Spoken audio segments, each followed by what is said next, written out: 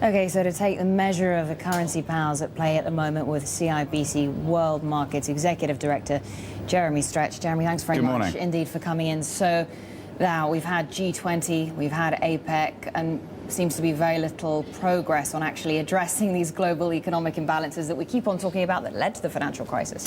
Absolutely. We get the warm words from the communiques, but it doesn't really add anything new to the underlying developments. Yes, we know that countries are saying they don't want to be involving in competitive devaluations. We don't want currency manipulations. We want markets in line with fundamentals. But the reality, of course, is somewhat different. And, of course, the process continues to be kicked further into the middle distance, looking towards the IMF and G20 next year now. So it's more or less the continuation of the status quo. Can we expect much movement from China on the yuan off the back of G20?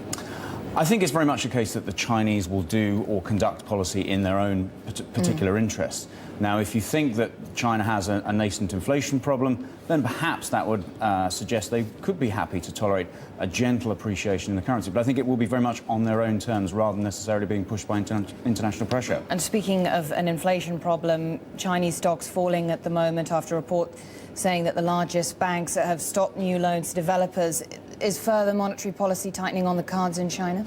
I think it probably is. If you look at the level of bank lending, if you look at the money supply, and then if you layer in the inflation issue, then I think it does suggest that the Chinese authorities would probably be much happier just to take a little bit of froth off the domestic economy. And that obviously implies more monetary tightening, but also that has implications for those commodity-based currencies and general currencies within the region.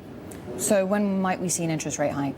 Well, I wouldn't rule out one before the end of the year. Certainly, there were the rumours were going around at the end of last week that we could have seen one as early as that. I think it was probably a little bit preemptive, but I wouldn't be surprised if we do get a further tightening before the end of the year, just as I say, to try and slow down or take some of the froth off the market.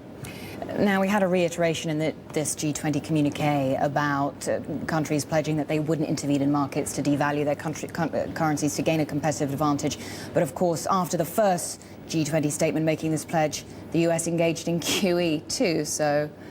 Well, of course, the US would argue that that's not involved with currency manipulation. That's very much involved with domestic policy. But, of course, we as participants in the market probably perceive that QE is part of that process is to have a weakening dollar. Will it depress the dollar? Well, I think it did in the expectation. I think it was all about managing expectations. So we saw the expectation of QE2 going over the last couple of months. We've now gone through the actual announcement process.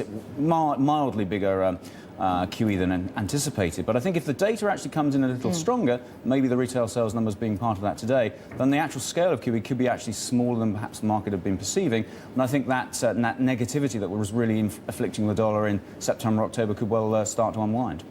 Jeremy Stretch, thank you very much for coming in. Thank you. Good to get your thoughts.